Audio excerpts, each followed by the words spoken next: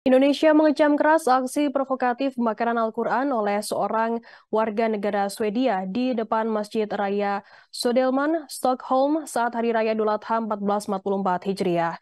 Pernyataan resmi ini dikeluarkan Kementerian Luar Negeri RI lewat Twitter pada Kamis 29 Juni 2023. Sebagaimana diketahui, seorang pria merobek dan membakar Al-Quran di luar Masjid Pusat Stockholm pada Rabu 28 Juni 2023.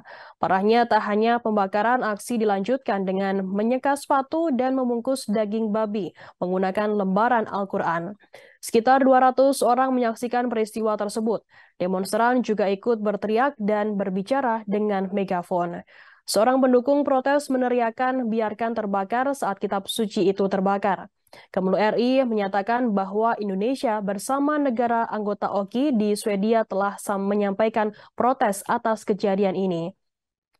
Insiden itu terjadi saat umat Islam di berbagai belahan dunia memperingati Hari Raya Idul Adha dan saat ibadah haji tahunan ke Mekah di Arab Saudi hampir berakhir. Pelaku pembakaran Al-Quran di Swedia kali ini diidentifikasi sebagai bernama Salwan Momika, 37 tahun. Ia adalah warga Irak yang melarikan diri ke Swedia beberapa tahun lalu. Salwan Momika pada Rabu menginjak Al-Quran sebelum kemudian membakar beberapa halaman kitab suci umat Islam tersebut di depan masjid. Izin dari polisi Swedia datang 2 minggu setelah pengadilan banding negara itu menolak keputusan polisi untuk menolak izin 2 demonstrasi di Stockholm yang mencakup pembakaran Al-Quran.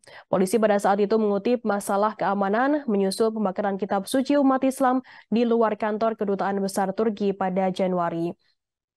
Aksi itu diketahui sampai menyebabkan pecahnya protes selama berminggu-minggu, seruan boikot barang-barang Swedia dan selanjutnya menghalangi permohonan keanggotaan NATO Swedia.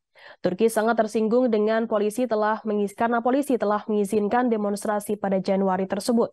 Polisi kemudian melarang 2 permintaan berikutnya untuk protes yang melibatkan pembakaran Al-Quran. Satu protes rencananya dilakukan oleh individu pribadi dan lainnya oleh organisasi di luar kedutaan Turki pada Irak di Stockholm pada Februari.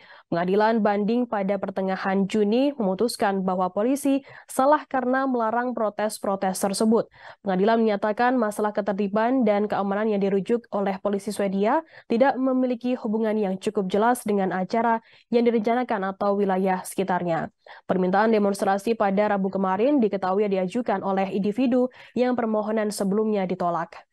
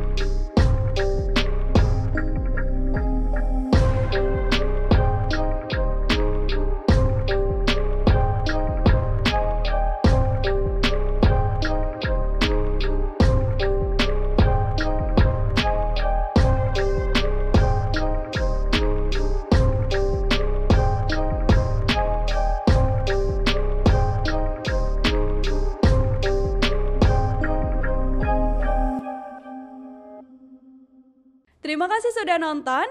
Jangan lupa like, subscribe, dan share ya.